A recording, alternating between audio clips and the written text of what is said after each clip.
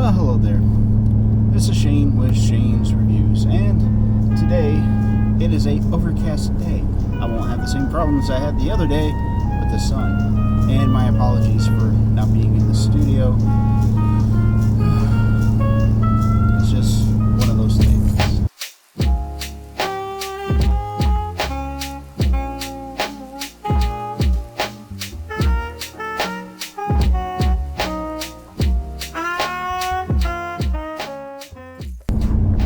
But, with that being said, what are we going to be talking about today? Today's book shall be Vicarious.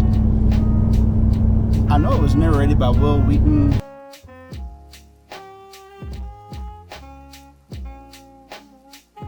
And Catherine McNamara, I think. I probably just killed the pronunciation. But unfortunately, I don't remember the name of the author. So, Mr. Editor, whomever has got a hold of this file, please splash that up on the screen so that the good people of the world will know who it was that wrote this book. Quick word about the narrations. They were good. And beyond being good, they were actually... It was kind of neat the way they went about it. It was almost seamless. There's points where I didn't even realize it had been handed off between Will and Kathleen. Apparently today is a day where talking will be very easy to achieve. Maybe not. But beyond the production quality and the good narrations, the story is a bit of a different kind of a story. I mean, sure, it's space and sci-fi, and it does have a bit of a uniqueness to the story. But in other regards, it's a lot like a lot of other stories that I've read whenever it comes to this kind of a thing. I know that I'm kind of slowing down the speech there, but the reason why is there's not a whole lot of surprise in this, and if I tell you the one thing, then really there's no reason to get into it. So let's put the conventions on its head, and instead of waiting to the end of the video, let's just get this out of the way. Is it worth your time, efforts, and energies? Maybe, maybe not. I'm kind of torn on if I should recommend this book or not. Again, it had nothing to do with the narration. The people that did that and the production team, awesome, really good job. Parts of the story were different, unique, and interesting. Now, this is a thing that upsets me. Oh, never mind. Scratch that. Rant has been avoided. Yay. Alright, so from this point forward, there's going to be some spoilers intermixed, because it's going to be really hard to describe anything in this or tell you anything about this story if I don't put a couple in there. And then I think once I get done, I'll have given you guys and gals the oomph of why I'm struggling on if I should recommend this or not. First, it's not the language in the book. It's not the commas, it's not the periods, it's not the paragraphs, it's not the story. That's not where I'm like, It's just that it's so cookie cutter. It's almost like everything else that I've read. I'm thinking that maybe if this was a series and this was the introductory book and it was established, then this book would pay off in the long term, because it's a really good setup book. It's really good for describing where people are in space and time and the issues that they are either living with or think that they are living with. Some of it manufactured, some of it perceived, and portions of it real, while other portions are absolutely a diversion. And that's what really got my goat.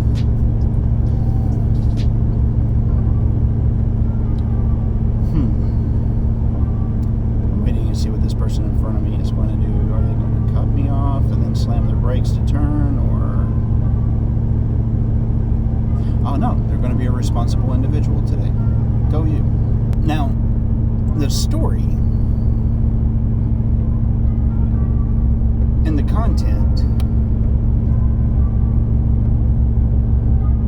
albeit unique in its own right, just had that feeling of deja vu the entire time.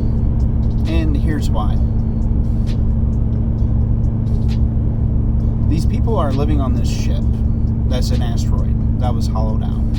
They think that they're traveling to another world. They think that they've been on this ship for nearly 50 years. They think that they are going to establish a new colony, and then, we'll be a multi-planeted species.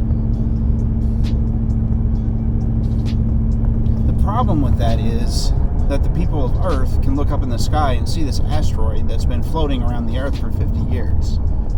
And their life is pretty well just a TV show.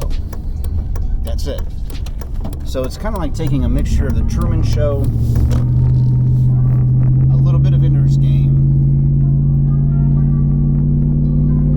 and not enough description from the technical aspect of things, but mentioning all this really high technological stuff. So it would be like saying, I've got this thing on my wrist. It lets me open doors. And then a couple of sentences later, but it also lets me do this. But it also lets me do this. It was essentially, whenever it comes to the technical aspect of the book, it was like a whole bunch of yes and, but there was no balance. And I don't mean that in a wrong way, because yes and, there is no wrong answers. You just go with it, and you do whatever the last person had said, you add to it. That's the whole point. You just make it bigger and grander. So if somebody told me that I was a tree, and on Mondays I'd like to yawn, then if the announcer said it was Monday, I would yawn because I'm involved in the yes and. And then whenever it gets to be my turn, then I can say something to the effect as ridiculous or as serious as needed for that exercise to work. But from the viewpoint of the reader, though, that doesn't really establish any rules on what the technology can and cannot do. That is the main, I think, thing that was kind of setting me sideways in this, because it seemed like the people were limited to what they could access or do. The economics of the place really wasn't described, although it felt like the economics of the book should have been an important part of the book. And the reasoning behind it is, if you don't have data credits, then you're not able to watch this live stream / television show that's been curated. That was kind of a secondary thing, because if the place was so desperate, if there was so little in the financial aspect of survivability for this culture, a TV show would be the least amount of their issues.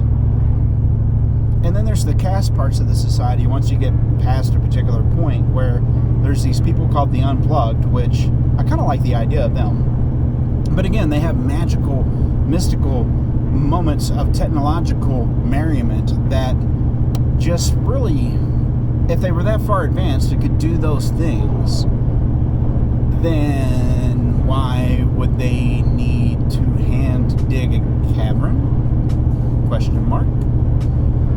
So there's a lot of weak points in the story, and that's the reason why I was struggling. Beyond the main part of the story,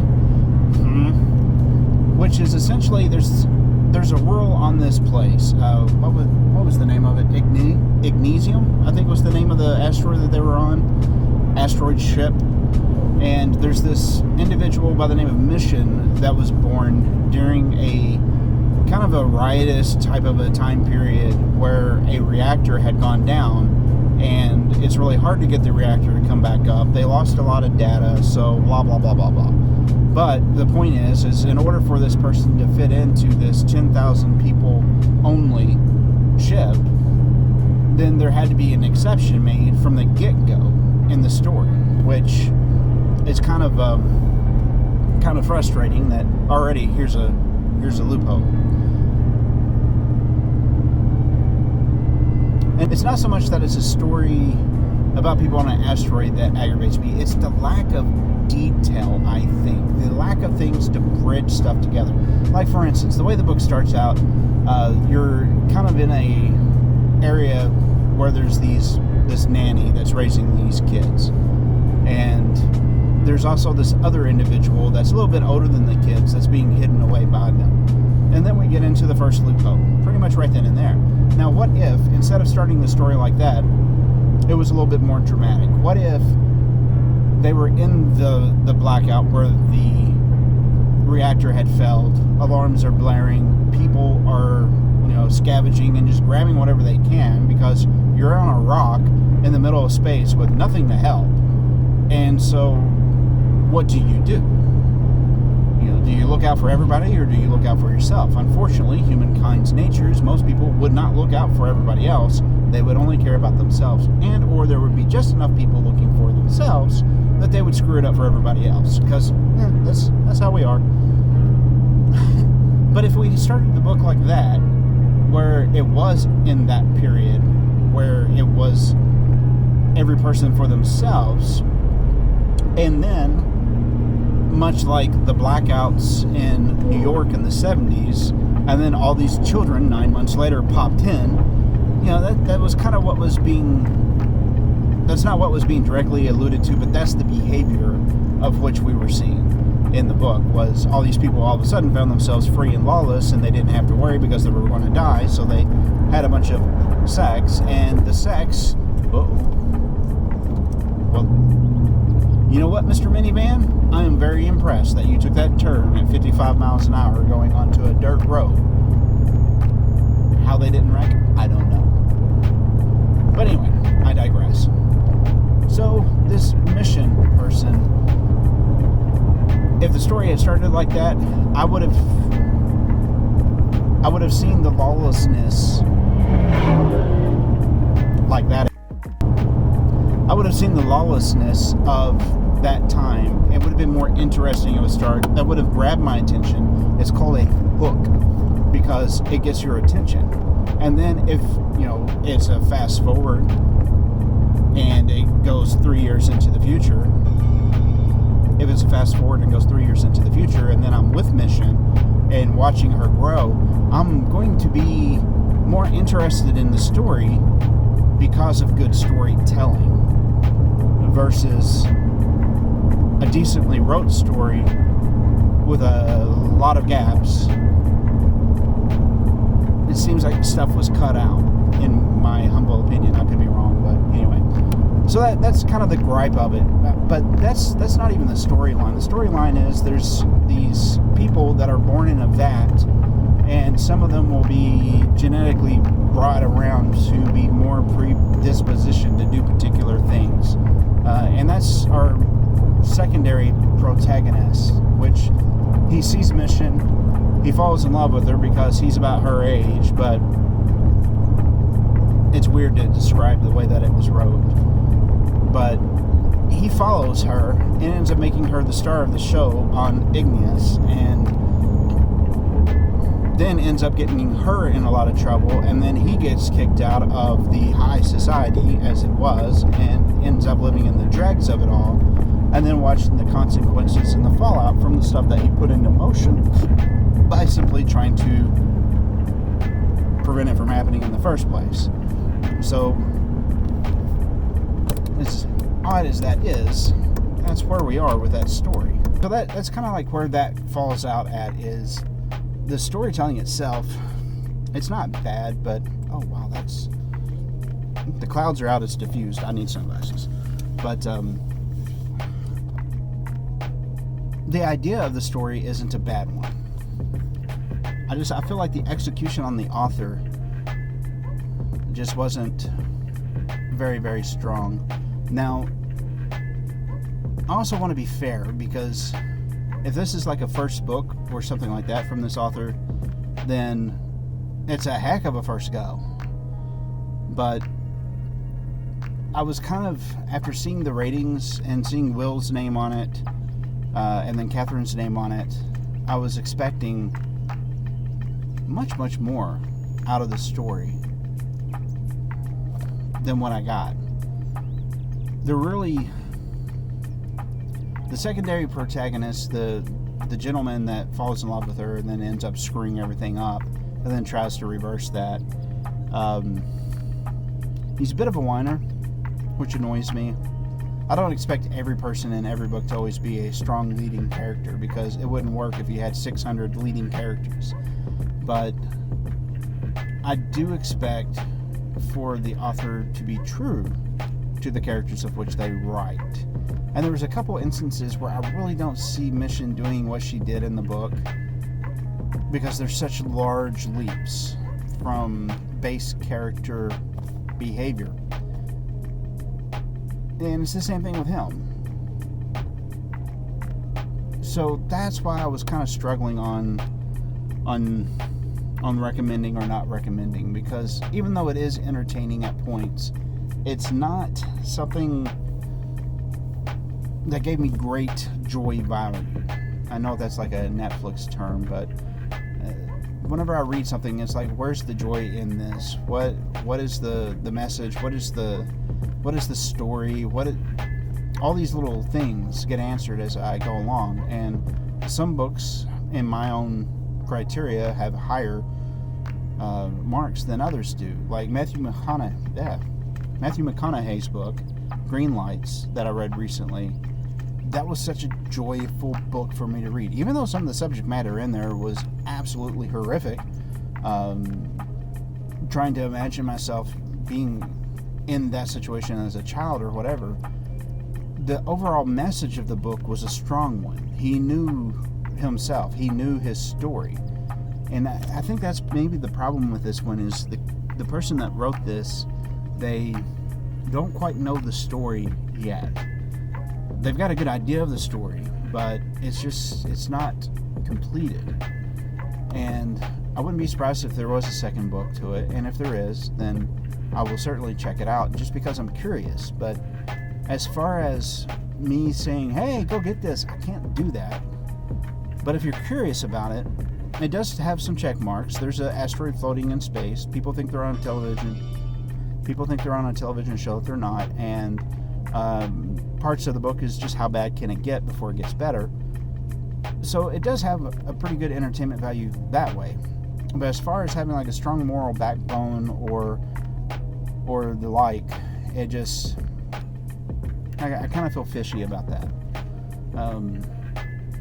Yeah, so I think that's where I'm going to leave that. These are some of the most interesting comments that we found this week. Gentlemen, if you would please splash those somewhere within here. And then I'm not sure which video you will pick that comes in from the side, but if you do pick one of those two, I will see you in the next video. Thank you. If you watched this long, you are my hero, my personal hero. And one day, I might just send you a Christmas card. Maybe. If you're good. Don't make me get Bad Santa back out. I will do it. You know I will. Peace. Love you. Bye.